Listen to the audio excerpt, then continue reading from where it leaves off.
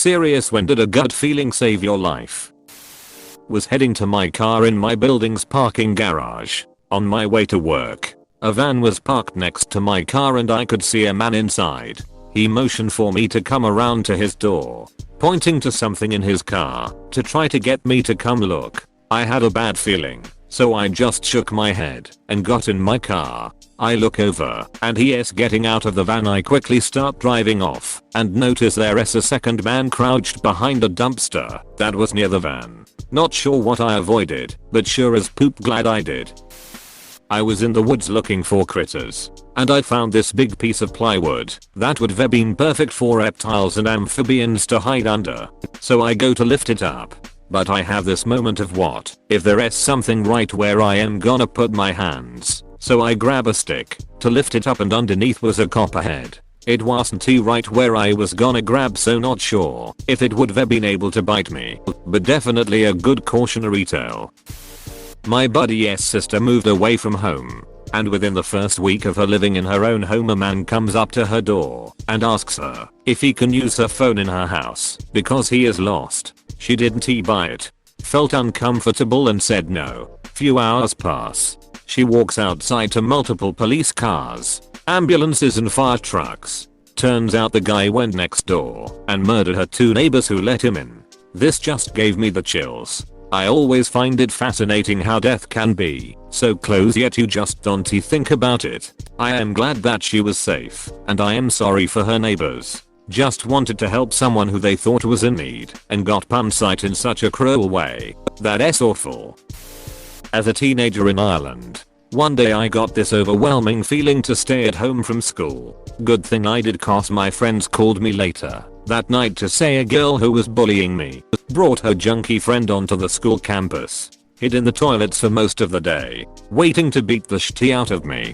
My friends weirdly overheard the plan while they were using the toilets at morning break. This was the time before mobile phones were used, so they each called me later that night. Edit, thank you for the awards.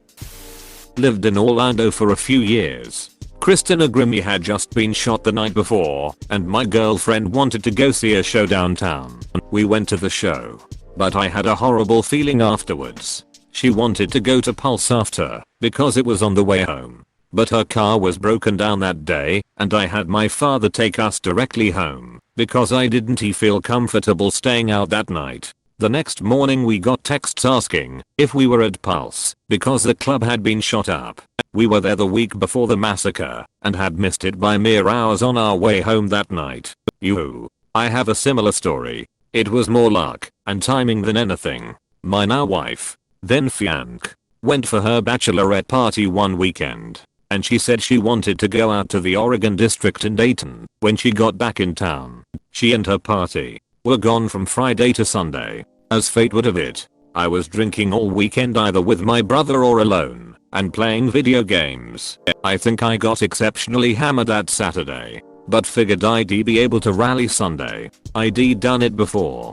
As fate and bachelorette party would determine, my wife and I were individually more hungover than we had been in a long time. When she got home she looked and said as much. I decided to get us some big greasy burgers to see if it would help at all, accompanied with some Gatorade. We smashed it, and it'd feel a little better. We reconsidered if the plan was still to go out. We easily agreed that a Netflix and really chill night was the better plan. While we usually went to like the trolley stop and tumbleweed first, we almost always closed the night out at Ned Pepper's. Cheap drinks and great revamped patios. We ended up kicking it hard and pass out pretty early. Well, my wife, I guess, told all her friends that we were going to the Oregon that night, and they all knew we love Ned S. We get woken up to phone call after phone call to both of our phones, including from my parents asking if we were okay. We had to find out we literally and figuratively dodged bullets by being hungover pieces of shit. So sad for the people killed and hurt. I truly feel lucky to be alive. I was in Dayton for a few weeks for work a couple years ago, and a co-worker and I would walk from the downtown hotel Crown Plaza, I think, to the Oregon district for food and drinks every night. This is a pretty sketchy area anyway. There wasn't a single time walking to or from that we weren't accosted by someone asking for money, trying to sell us something, or just ranting and raving at us. I remember looking out my hotel window at downtown Dayton below me late at night a few times and seeing zero activity. It's weird coming from Columbus and being in a city that is just dead silent like the rapture happened. In summation, Dayton is a ref-ked up city and I am glad you guys survived it. I was working and had a terrible urge to go home. I'm not one to ever call off or leave in the middle of a shift. I ended up saying I had a headache and my manager let me leave early. Just a few short hours later I found out my manager's ex-husband came into the store and shot her dead. Not driving off immediately as the light turned green. Sure enough, a second later two cars smashed into each other, probably right where I would have been had I taken off when the light turned green. Scary seeing a head-on collision happen literally less than 10 feet in front of you. This is why it's important to check your intersection to make sure cars are slowing and stopping before you go. It takes a moment longer and it lines save your life. Defensive driving 101. Facts. The amount of times I've watched cars blow through an intersection seconds after the light already changed is too damn high. Possibly, when I was in college my boyfriend and I lived in an apartment. One day, when I was home alone, two guys knock on my door. I open up, and they give me some story about donating to a charity. I was dumb, and said okay sure, let me get my purse. When I turn around they are inside the foyer blocking the front door. I instantly get nervous and start fumbling with my checks. To which they say they don't take checks, just cash. Then, they ask if anyone else is there and I say yes, my boyfriend is sleeping. I like to think I said that convincingly enough and I said, let me go see if he has cash. I went into my bedroom to see if I had a weapon jig, but I heard the door close and they were gone. Arborist on one job site, I was looking at this tree and I just got a weird feeling.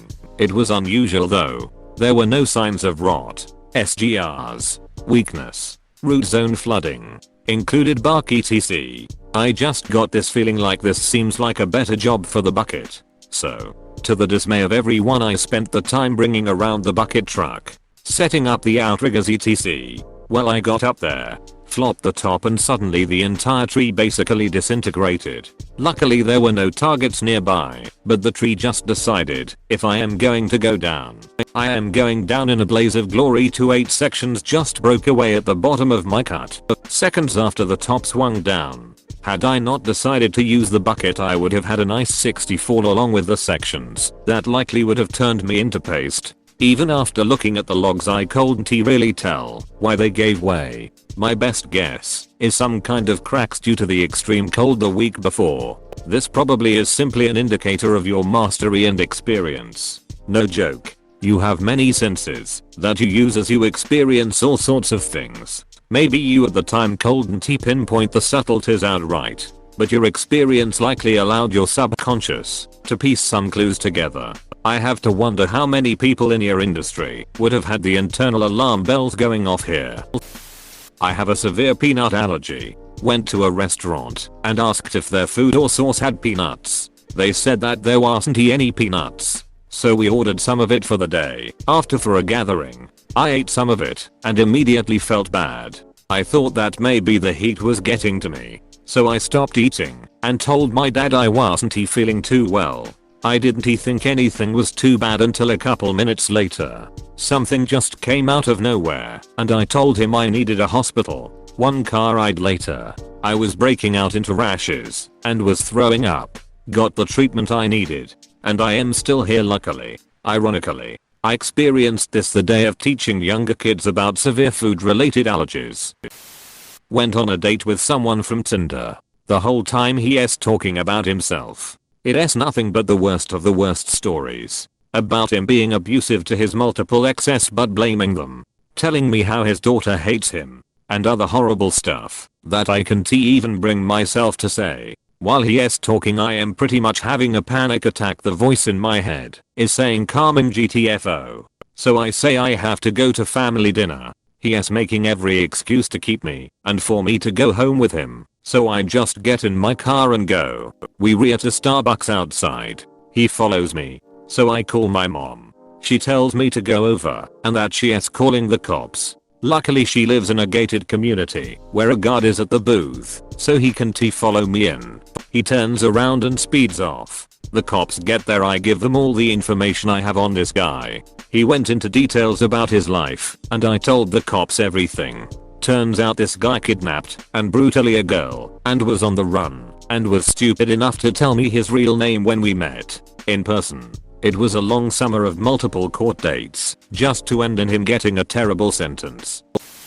I could tell a man merging on the highway wasn't he looking and thought it was a clear late night road. I moved in time to slightly graze his car while going 110 km/h. Holy crap. In my city the mayor's government reduced the maximum speeds on the highways all the way from 90 km/h to 70 km/h. Reduced fatal accidents by a whopping 99. Seriously. It took 1 year to reach the numbers of what used to happen in 2 days. Not sure if it saved my life, but I was driving once and had a gut feeling this guy pulling out of his driveway up ahead was just gonna go right ahead without looking to see if anyone was coming. I put my foot over my brake pedal and my hand on my handbrake just in case. Glad I did. I was in a compact too. Guy was in a truck. I would have been completely wrecked. I was walking alone back to my car from dinner with my girlfriends. It's about 9 PM.